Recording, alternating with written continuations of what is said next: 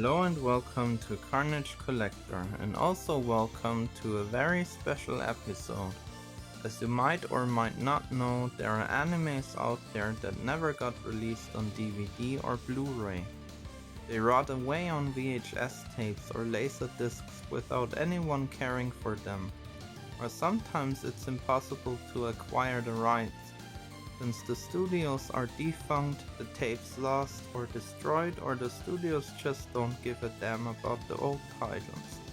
Anyways, I wanted those anime in my shelf. I wanted them on DVD and give them, at least for my own collection, a release they deserve. In this episode I show you lots of anime that you might have never heard about, and show you my self-made releases. Let's go. Download Devil Circle. This anime is based on two video games that were released on the PC Engine, a console that was more popular in Japan than it was in the West when it came out as TurboGrafx. Sid is a monk but also a hacker and a frequent visitor of a strip club in which he meets and falls for one of the dancers, Namiho. In this story they try to find the origin of a chainmail that goes around and kills people through their VR helmets. Teen suicides are plaguing the streets, and all roads seem to lead to a new piece of computer hardware called the Echigoya Cyber Helmet. The anime is directed by Rintaro, who worked on a lot of movies including Metropolis and Dagger of Kamui. Hashire no Melos. This anime is a remake from 1992 of an older anime from 1981 based on a book. It is directed by Masaki Osumi, and the art directors were Hiroyuki Ukiura and Satoshi Kon.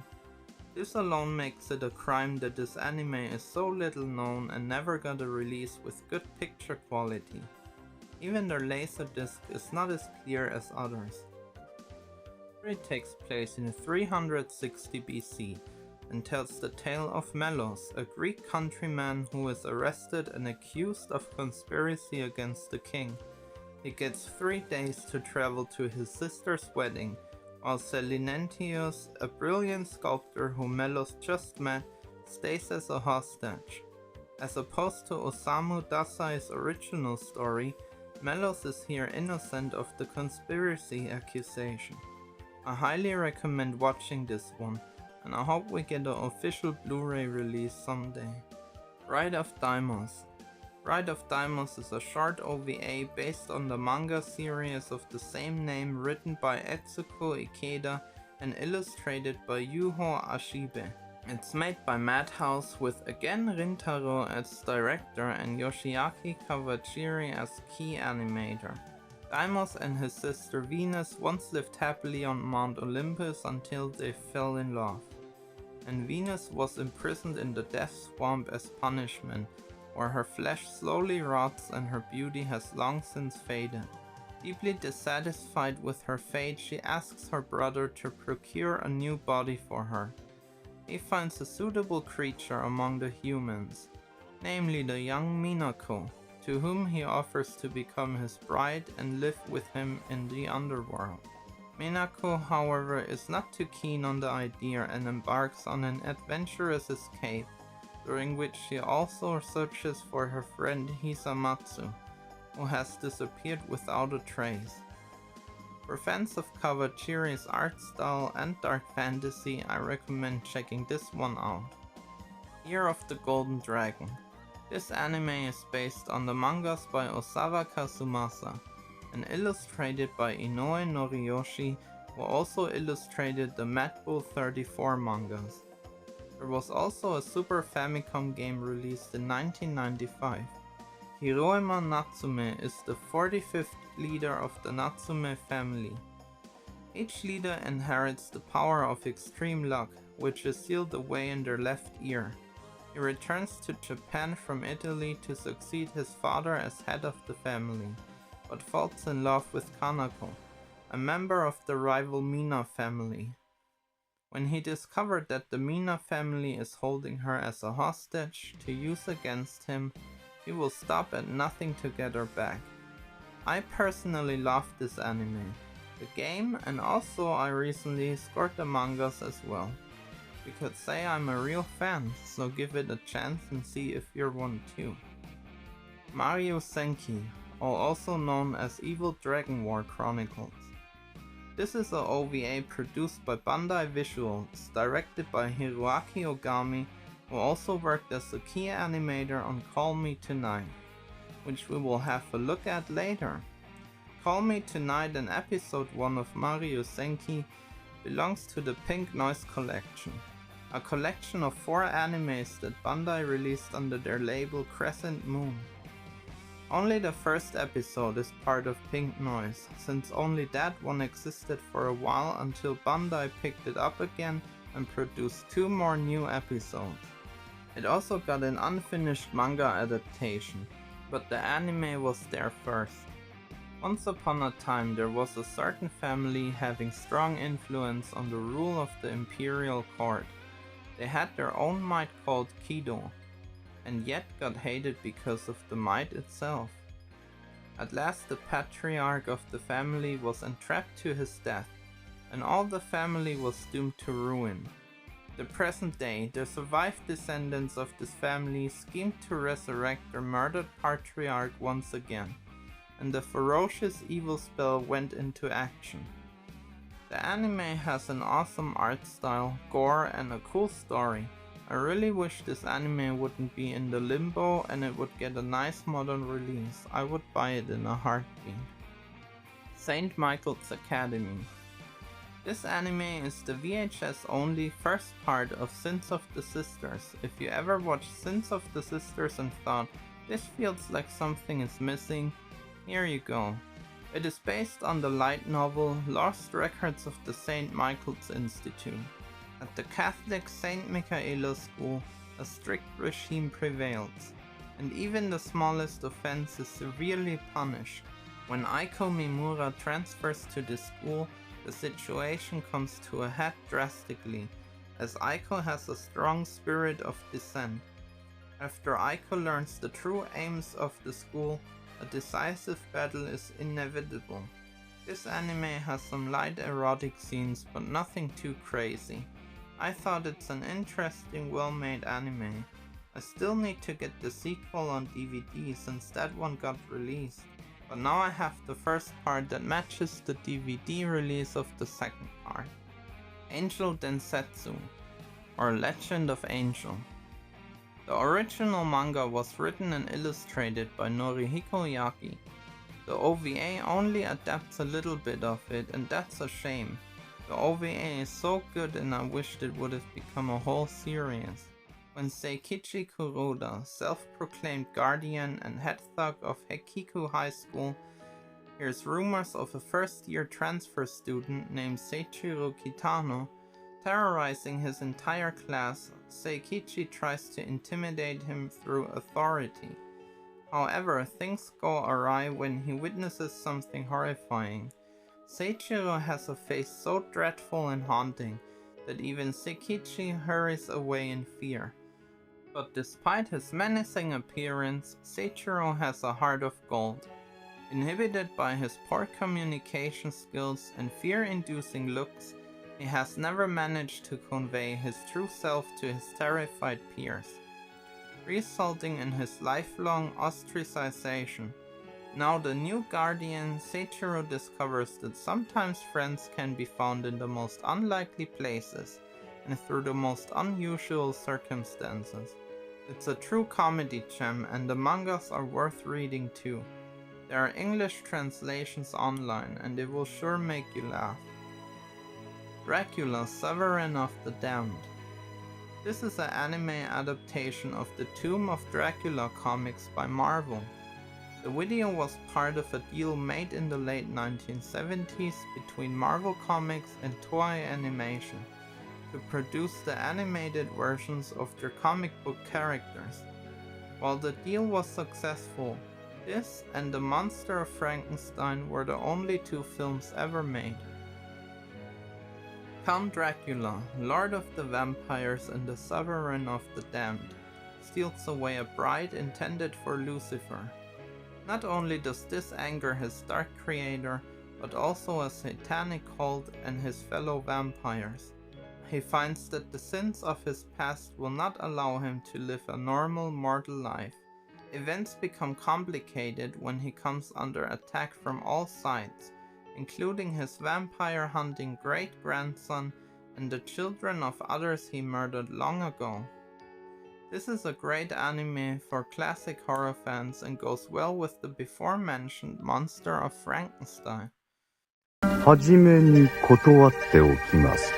決して霊的なものをからかってはいけません。とりわけ単なるいたずらなどで霊的なものに関わり合おうなどとは思わないことです。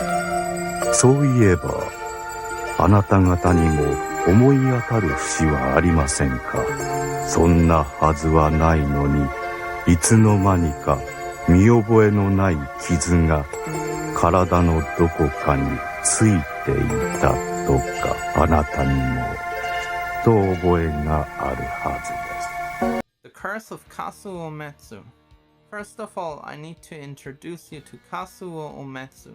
He is probably the most famous horror mangaka that helped building the foundation for horror manga. Even Junji Ito, my favorite mangaka, stated his mangas as one of his inspirations. There are live-action movies of his works, but also this anime. It has two stories. First, when a gorgeous girl named Rima transfers into Masami's class, she's not only jealous but also deathly frightened of her. While the boys in class are tripping all over themselves to get to Rima, Masami is having nightmares of a ghastly visitor and finding scars on her body come morning. She asks a friend to help her get evidence to confirm her suspicions about the new girl. But if a picture is worth 1,000 words, a video must be worth far more. Story number 2. Shy Miko and her more outgoing friend Nanako are enjoying their summer vacation, trying to make the most of their youth. But when horror movie marathons just aren't thrilling enough, Nanako sets her eyes on a new target. An abandoned mansion at the edge of town, said to be haunted. With two other friends in tow, the reluctant Miko and a gung-ho Nanako enter the mansion. Soon, everything that can go wrong starts going wrong. If you like Junji Ito or horror in general, then I really recommend you this anime and the mangas of Kazuo Umetsu. The Laughing Target. The Laughing Target is an anime adaptation of a manga made by Rumiko Takahashi. You probably know her from her other works like Inuyasha or Ranma 1/2. When Azusia and Yutsura were mere children, they were betrothed to each other by their parents. Many years later, after Azusia's mother mysteriously dies, she returns to Yutsura with the intent of marrying him. Of course, Yutsura has a girlfriend, Satomi, and this doesn't sit too well with Azusia. Add to the fact that Azusia is anything but normal, and she has no problem eliminating the competition by any means possible. If you like any of Rumiko Takahashi's works, you owe it to yourself to watch this hidden gem. Call Me Tonight. This is another entry in the Pink Noise collection I talked about earlier. It's an adult horror comedy directed by Tatsuya Okamoto. In the film, a young horror fan is possessed by an alien entity. He starts shapeshifting into a monster whenever he feels sexually aroused. An adolescent hotline owner tries to train him in controlling his transformations, in part because she is romantically interested in him. They unwittingly attract the interest of a female member of the Yakuza and her Sukiban sister. The younger sister kidnaps the man with the intent to get close to him, if you know what I mean, while arranging for the man's love interest to be attacked, but her plans will not go as she expected. This is a funny little comedy anime that I really recommend to horror fans and comedy fans alike. California Crisis. This one stands out for its amazing art style that would really benefit from a cleaned up Blu-ray release. It is fairly short since there was a part 2 planned but never made. The story goes as follows. Noera is heading to work after drinking all night with a friend when he meets Marcia, a young biker heading towards Los Angeles. They abruptly get involved in a car chase and Marcia ends up retrieving a locked metal box from one of the pursued vehicles. Within it, a dark sphere. Many people want the orb at any cost, forcing Noera and Marcia to desperately run away while trying to figure out what exactly is the strange object they are carrying. Riki-Oh. This awesome 2-episode OVA is based on the Riki-Oh manga by Masahiko Takacho and Tetsuya Surawatari. It also got a live-action movie made in Hong Kong. The anime was meant to be released on DVD by Media Blasters, but it never came out, probably due to rights issues. It's the story of a young man with the strength of 50 men who finds himself inside a harsh prison run by an evil assistant warden and a head boss who secretly has the ability to transform himself into a Hulk-type monster. Riki, who is also secretly on a quest to find the hidden opium garden the prison warden has been growing, will learn something about himself that will change his life forever. If you like cool anime, just watch this one, trust me. That's it for the special episode. There are still plenty of lost anime that I will bring back for my collection and will show to you here. Let's hope that some of these get official modern releases eventually, so I can upgrade my homemade bootlegs, but until then they look nice in the shelf and it's fun making the DVD covers. So stay tuned for more, and thanks for watching. Bye.